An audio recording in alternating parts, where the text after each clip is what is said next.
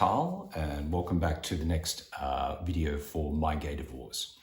So as you saw in the opening titles, the question we're asking today, the very big and very important question, do I actually need to get a divorce? And it's hard to know. I mean, we've all been in relationships where we've reached a point and gone, is this it? Is it over now? Or have we just reached our lowest point? We can come back from here and be even better than before. And then eventually when you do leave, nobody ever leaves the first time they think of doing it, or the second or the third. So it's hard to know, like, all right, when's the right moment? When is it? And what I discovered was that actually, at first I tried, Googling all these, quizzes online, and there's tons of them about, is it the right time to go? Is this relationship working? And to be honest, none of them they're all a bit clickbaity, and none of them were really particularly helpful or conclusive. But actually what I discovered was there was only one question. Just one question that I needed to ask myself, and then I knew for sure whether it was time for me or not. So I'll tell you a little bit about my story and how I came across this question. So my ex-husband and I were moving from San Francisco back down to Los Angeles. I had a new job. I'd moved before him, so I'd been down there for a couple of months. And in the time on my own, with a lot of time to reflect, I was really feeling like, I think this is it. I think we're done. But then, of course, the morning when I'm going to fly back up and have the conversation, I get cold feet. I'm sitting on the edge of my hotel bed looking down at the carpet, big fluffy carpet coming up through my toes, and thinking, wow, this is really like being on the edge of the diving board. If I'm actually going to do this, like maybe there's a huge mistake. Maybe I haven't got this right. Maybe I don't know what I'm, the whole story, or I just, a lot of confusion. And it was at that moment I remembered I'd read this article. So there's a guy called Mark Manson, and his name might be familiar to you. He is a New York Times bestselling author for a book called The Subtle Art of Not Giving a Fuck, which does exactly what it says on the cover. It is a great book. I read it on my journey, and I found it a very valuable read. Anyway, Mark is also a writer at a very well-read newsfeed called Quartz. And he's about to get married, and like most about to be married people, is seeking advice from others who he thinks have had really successful relationships, and ask them, like, okay, well, what did you do that worked, and what didn't work, etc. And then he had a brainwave, which was like, well, I write for a really well-read news publication. Why not just ask the readers? So he set up some criteria about how long you had to have been in your relationship, and if it hadn't worked, why had it not worked? And there was a sort of bar for entry, if you like. And they expected maybe they'd get a few hundred responses, and instead they got 1,500. And they put a team together to collate it all together. And it's actually a fantastic article, which I've got a link to down below.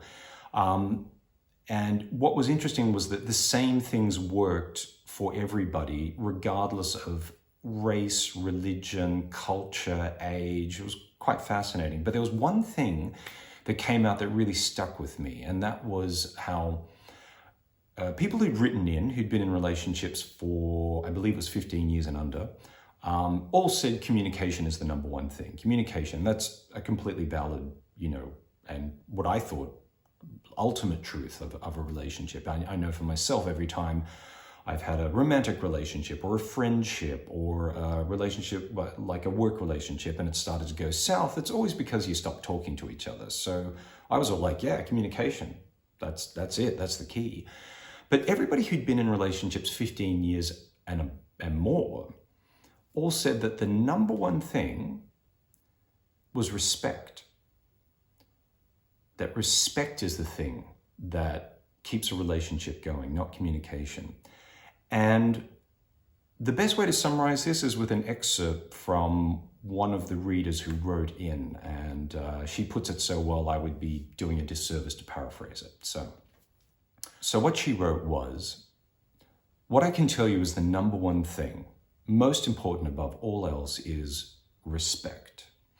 It's not sexual attraction, looks, goals, religion, or lack of, nor is it love. There are times when you won't even feel love for your partner, and that is the truth. But you never want to lose respect for your partner. Once you lose respect, you will never get it back.